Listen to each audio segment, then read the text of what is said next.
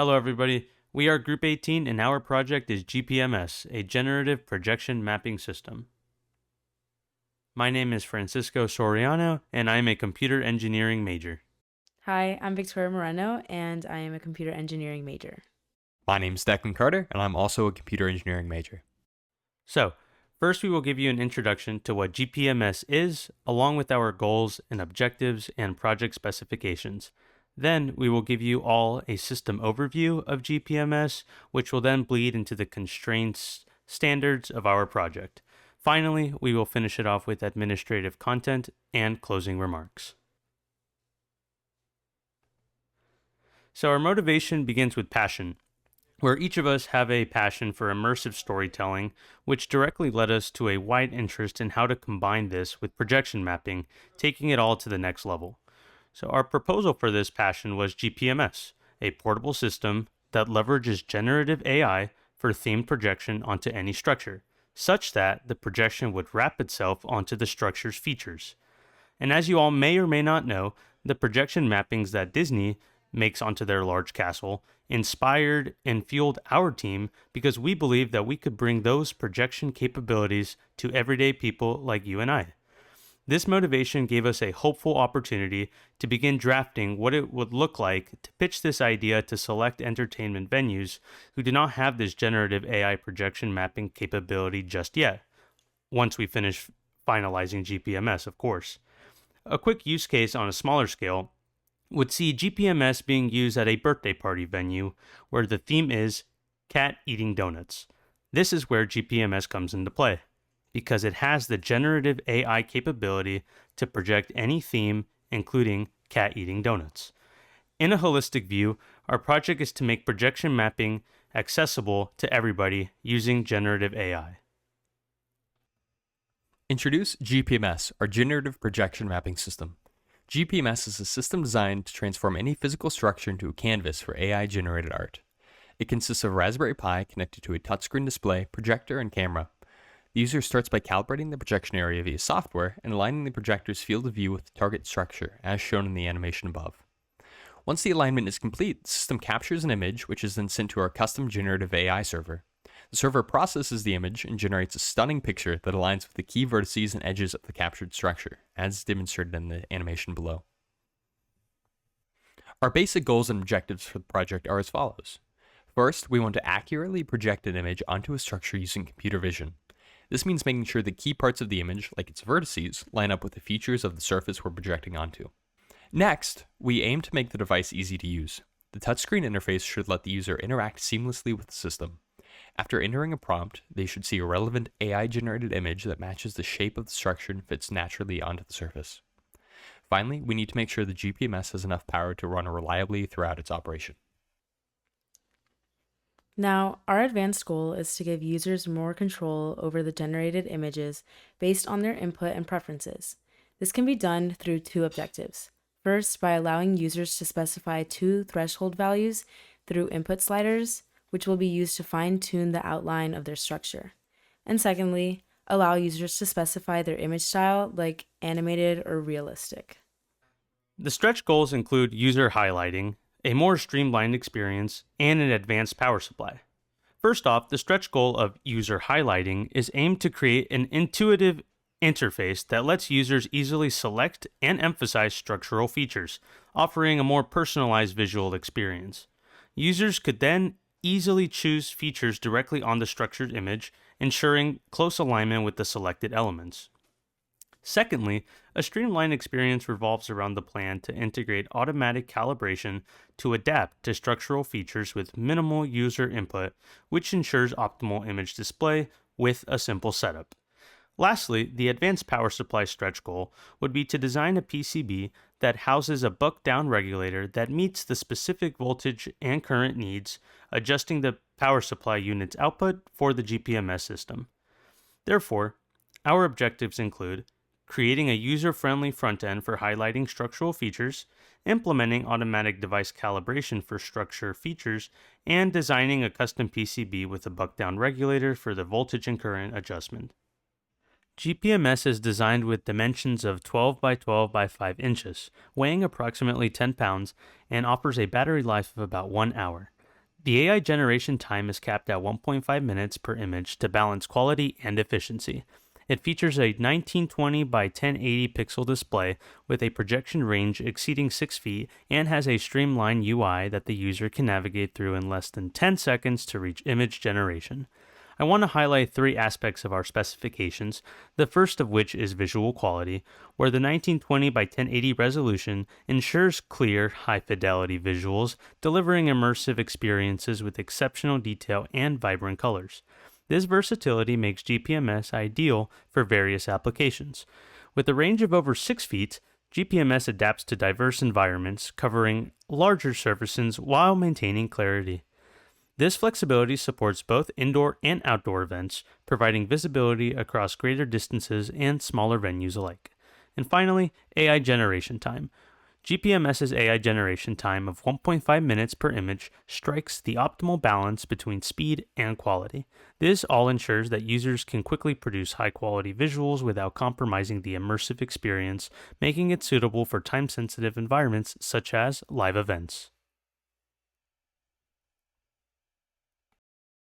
The single board computer is the central working unit of GPMS with the bulk of the responsibility. The power supply unit will supply 5 volts at 3 amps to the single board computer via USB-A to USB-C connection. A camera module is connected to the single board computer via the serial camera interface to capture the contours of the structure.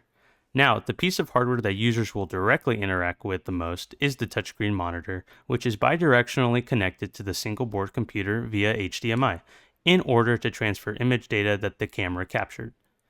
Next, the single board computer will connect wirelessly to a server via Wi-Fi using the TCP/IP protocol for the transfer of generated AI images.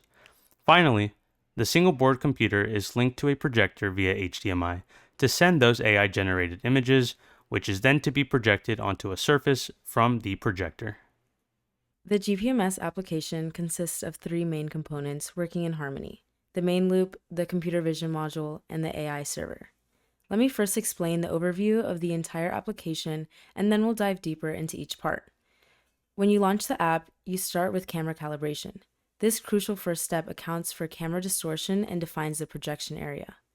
Once calibrated, you set the edge detection thresholds in the computer vision module. These thresholds determine how the system identifies edges in the projection space. Next, you input a prompt describing the image you want. Your prompt, along with the processed surface information, is sent to our AI server. The server generates 2 unique images using Stable Diffusion technology. Finally, you choose which AI-generated image to project, and the system maps it perfectly onto your surface. This seamless integration of computer vision and AI allows you to create custom, context-aware projections with just a simple text prompt. Now let's explore each component in more detail. The main loop is where users primarily interact with the system. The process begins with camera calibration, where users select the corners of their desired projection area. Next, they adjust sensitivity thresholds for edge detection. The system then projects the edge-detected image onto the surface, allowing users to verify proper calibration and alignment with the structure's edges. Once satisfied, users input a prompt and choose a photo style. The application automatically sends this information along with the edge-detected image to the server. Upon receiving 2 generated images in return, users can select their preferred one for projection. The first step taken in our computer vision module was to account for the inherent lens distortion present in any camera. Once handled, we project a calibration image onto the surface, illuminating and providing clear bounds for viewable edges. No matter what angle or position the GPMS is in, the system automatically recognizes the boundaries of the projection area and adjusts by warping the image to fit the surface. From here, to ensure calibration, edge detection will be computed and projected onto the scene, where the user can take further steps to fine-tune the boundaries. Next, from the main loop, we send a still frame of the surface along with the user's prompt and any relevant metadata to our custom generative AI server. The machine itself will be running a Python server, allowing incoming HTTPS post requests to its API endpoint. Once the data is received, the server expands the user's prompt, filling in any details they might have left out. It also establishes a control net, which we will use to guide the Stable Diffusion model, in this case, Stable Diffusion XL. The control net is responsible for performing edge detection, and during image generation, it ensures that the major edges and features from the original surface are preserved through each iteration of the process. The table compares three computing options: microcontroller units, development boards, and single board computers, focusing on functionality, complexity, and pricing. So MCUs are priced between $1 and $10 and are designed for simple tasks and do not include an operating system. They require custom PCBs in order to connect peripherals, making them less ideal for projects needing advanced user interfaces, display ports, or complex software frameworks like GPMS. Development boards priced between $10 and $30 offer moderate integration, complexity, and basic peripheral support. However, they do lack a full operating system, which limits their functionality compared to the single board computers, but they are suitable for simpler projects without the need for extensive software. And single board computers, like the Raspberry Pi 5, priced at around $60, provide powerful processing capabilities and run a full operating system, typically Linux. They are ideal for projects requiring advanced GUIs, high quality graphics, and complex functionality, all supporting the easy integration with peripherals like cameras and displays. The key takeaway is the Raspberry Pi 5 is the best choice for GPMS, offering the power, OS, and graphical capabilities necessary for sophisticated software projects and interactive applications. We first considered creating a custom PCB with a boost regulator to power the Raspberry Pi 5 using batteries, but faced challenges due to the Pi's high current draw and potential power fluctuations. We contemplated using pure lithium batteries for their high energy density, but abandoned this idea due to significant safety risks. Furthermore, it takes a little over 2 weeks for a PCB design to be reviewed, ordered, shipped, and received for each iteration, for a total rough estimate of $50 per each of those iterations. Additionally, we saw integration complexities with regards to safely making connections with the Pi. Ultimately, we opted for a power bank as a more reliable solution. The Roypow PD power station specifically provides a stable 5-volt output and meets the 3 amps current requirement of the Raspberry Pi 5, featuring built-in protection circuits for consistent power delivery. This approach is safer, provides a more simple integration, more portable, and offers better reliability compared to using a custom battery solutions that the PCB design would give. Additionally, it takes about 1 day to obtain the power bank, despite costing $74.99, but is well worth it. When developing the tablet application for the Raspberry Pi, we considered several frameworks. Electron, based on JavaScript, is highly accessible for web developers and simplifies UI creation. However, it requires additional libraries for OpenCV integration and lacks the native performance of C++ frameworks. Flutter, using Dart, offers high performance through native, compilation, and smooth UI experiences, but also needs extra effort for OpenCV integration and multi-touch functionality. We ultimately chose Qt, a C++ framework with built-in OpenCV support, offering high performance, robust multi-touch capabilities, and strong community support. Qt's cross-platform compatibility and efficiency made it the best choice for developing a feature-rich application. Next, we will show our application prototype. One of the first aspects of our proof of concept we tackled in Senior Design 1 was implementing camera calibration. To do this, I wrote a Python script allowing users to select the 4 corners of the projection field.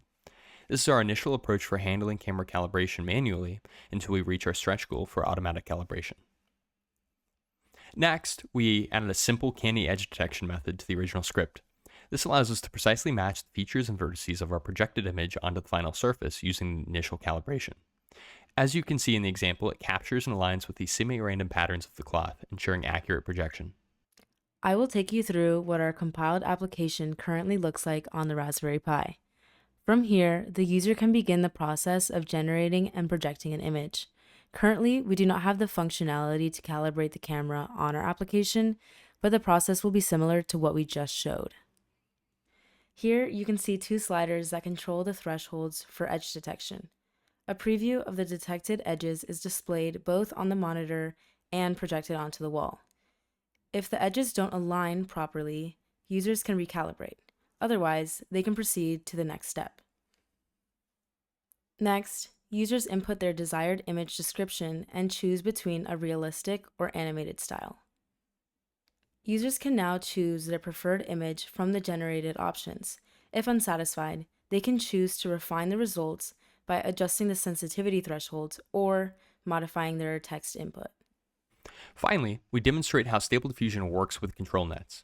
Imagine drawing alongside a child and they create a fun, silly picture of a cat eating a donut. With GPMS, we can bring that image to life. The final image you see here is entirely generated by AI, using just the simple prompt cat eating a donut, along with phrases like realistic rendering and whimsical to guide style and tone.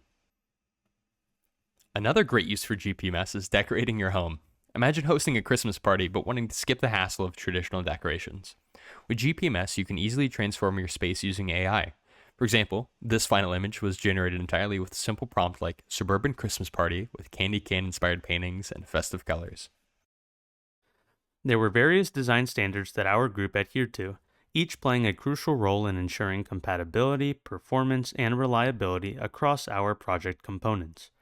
HDMI is a high bandwidth standard for transmitting high definition video and audio via a single cable, ensuring simplicity and security, though it may face issues like connection failures and cable length limitations.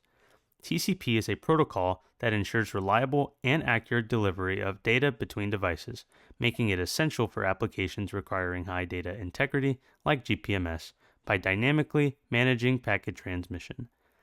USB-A to USB-C offers faster data transfer, higher power delivery, and ease of use, while its backward compatibility ensures seamless integration with various devices in GPMS.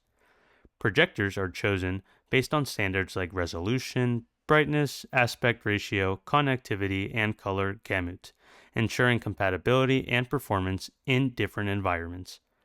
Camera standards include ISO for image quality and ratings for durability like IK and IP, ensuring the camera meets performance and environmental needs for the project.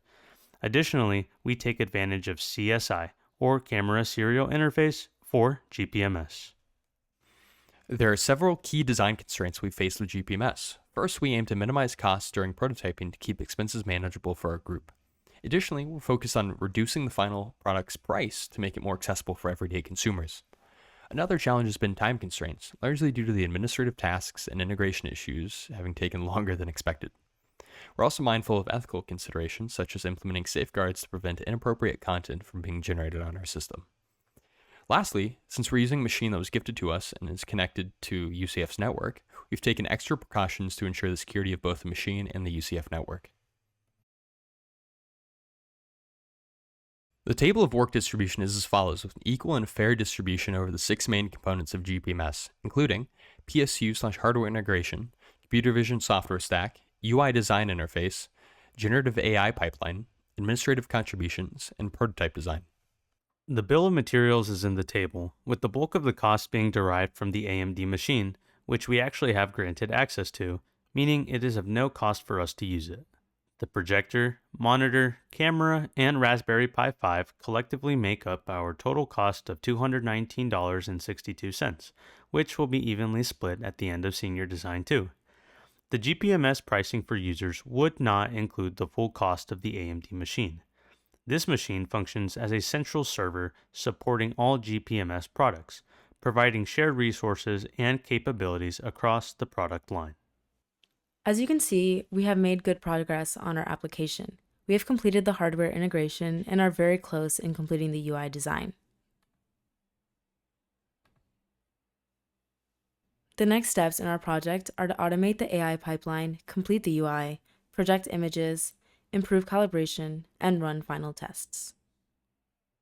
Thank you for listening to our presentation on GPMS. For more information, visit our website below.